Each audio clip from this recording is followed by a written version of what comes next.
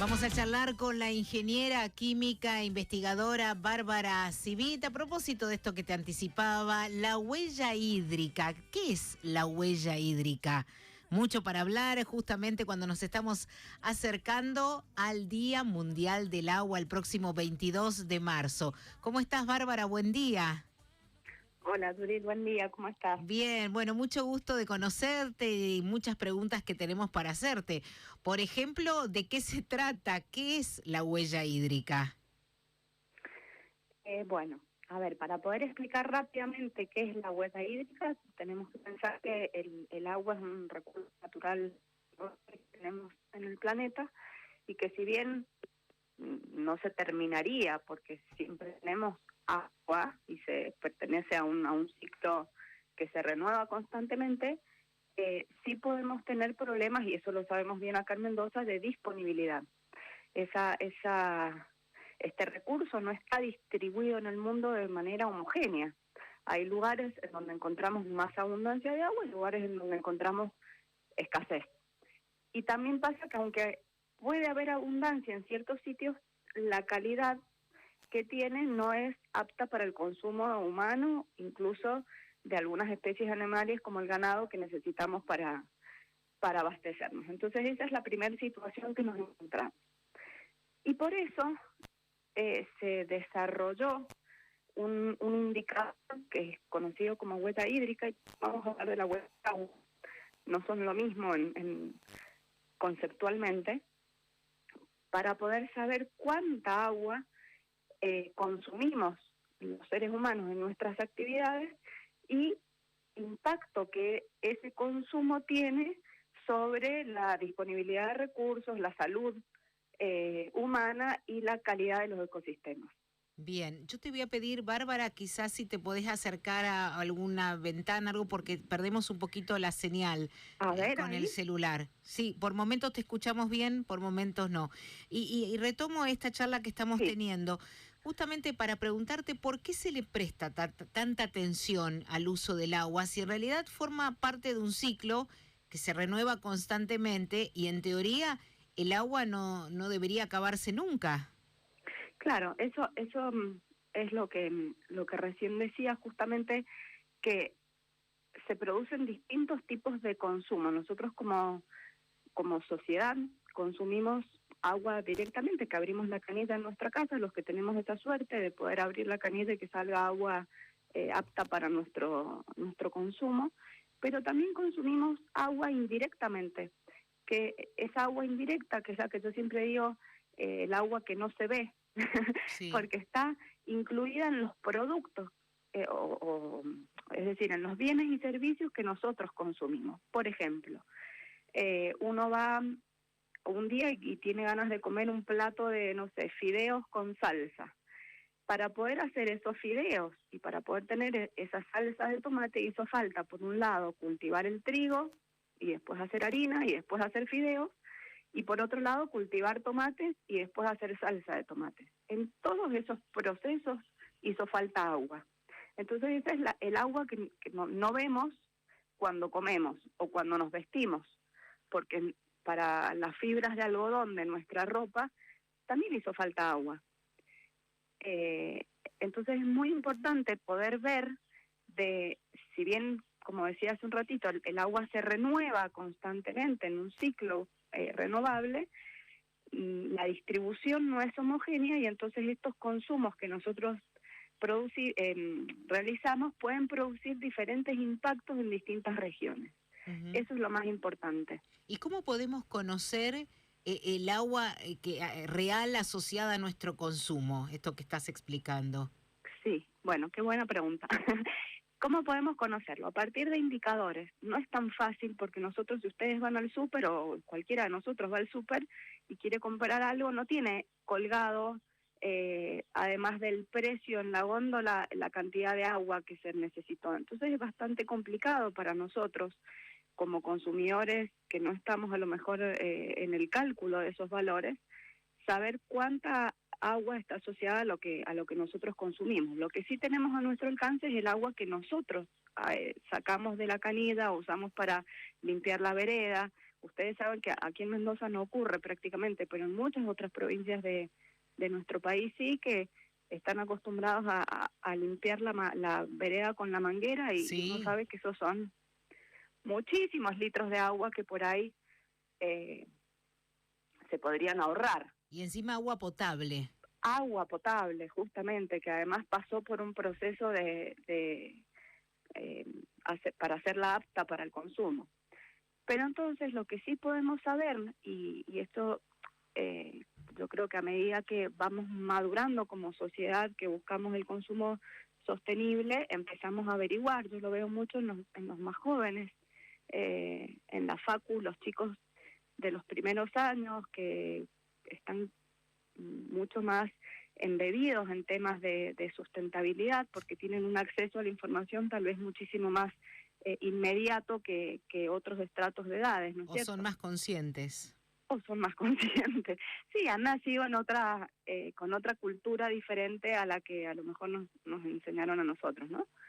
Pero bueno, empiezan a saber que, por ejemplo, es mejor comprar, no sé, un ejemplo, voy a dar cualquiera, ¿no? Pero que las frutas de estación es mejor comprarlas en las del lugar donde estamos y no de otros sitios, que es mejor poder regular nuestras dietas para poder disminuir el uso de agua y el consumo de agua asociado a lo que comemos.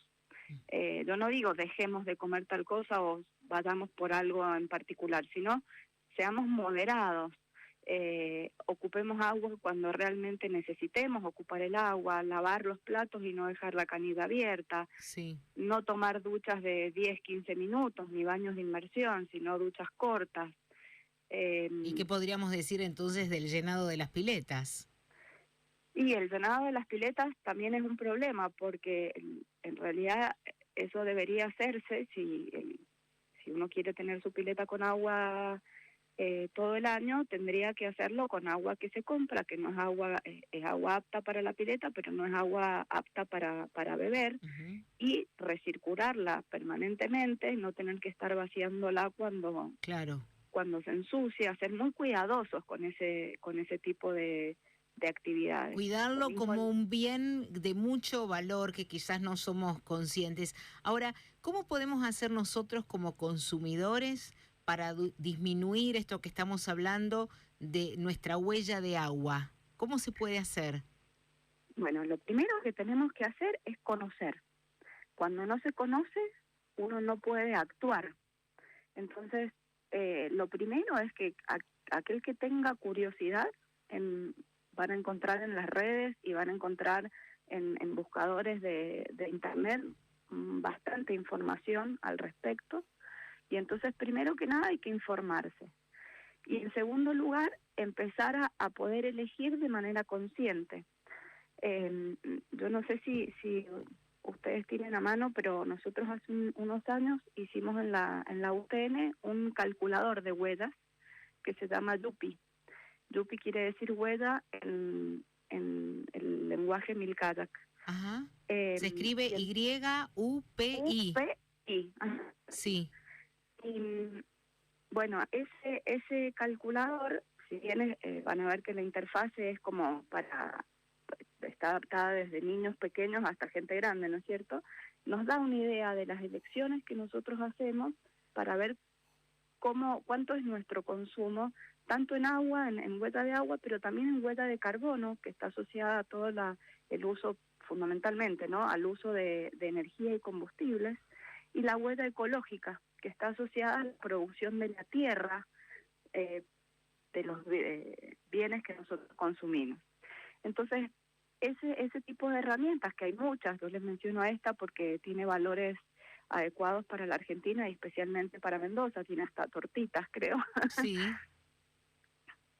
Sirven para que la sociedad, la población, los niños fundamentalmente, puedan informarse y poder tomar decisiones conscientes, porque uno no puede culpar a la sociedad de tomar malas decisiones si no conoce qué es lo que tiene que decidir. Entonces, a ver, como para entender, estoy charlando con Bárbara Civit, que es una especialista en el tema de huella hídrica, ingeniera química, investigadora en la UTN. Y vos estás contando entonces que hay una especie de calculadora que siguiendo esta propuesta que ustedes hicieron subiendo a la red, podemos calcular cuánto es lo que consumimos, cuál es nuestra huella hídrica. ¿Está bien decirlo así?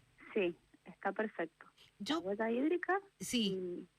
Y les da también una referencia, porque si yo te digo que tu huella hídrica es de 3 litros equivalentes al año, vos vas a decir, es re poco, pero si yo te digo que es 1,5 millones de metros cúbicos, me vas a decir, es una barbaridad. Sí. Sí, es una barbaridad.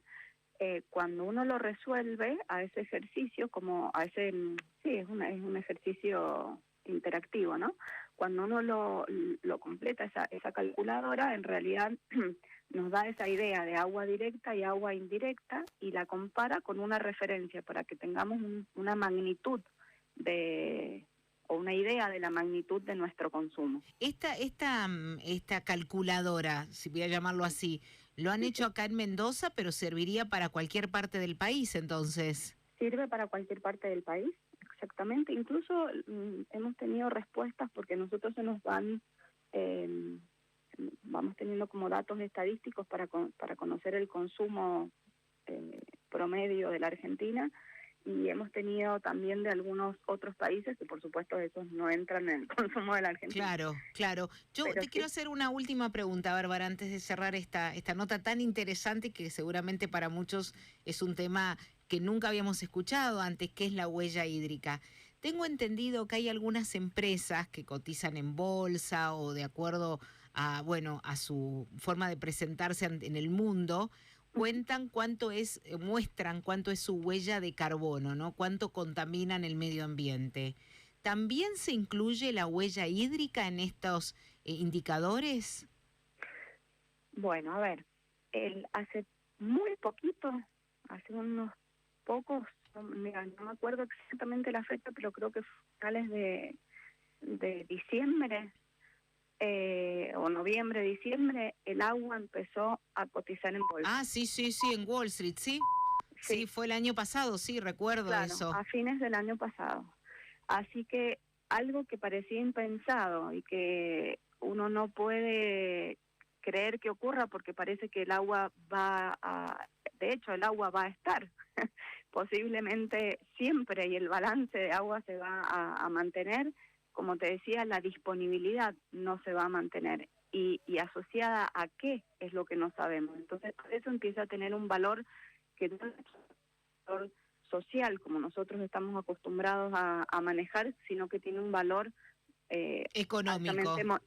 Económico. Entonces, se empieza a ver desde otro punto de vista, porque el acceso al agua cuesta cada vez más en algunos lugares. Y vaya si lo sabemos aquí en Mendoza. Vaya si lo sabemos. Bárbara, muchísimas gracias. Seguiremos charlando seguramente en otra oportunidad. Sumamente interesante esto que nos trajiste aquí, hablar de la huella hídrica.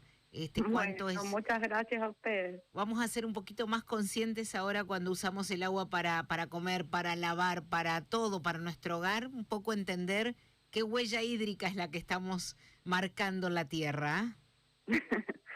Gracias, muy amable. Muchas gracias. Hasta luego. Gracias. Charlábamos con la ingeniera química e investigadora Bárbara Civit. Judith Scheyer conduce Clima de Radio.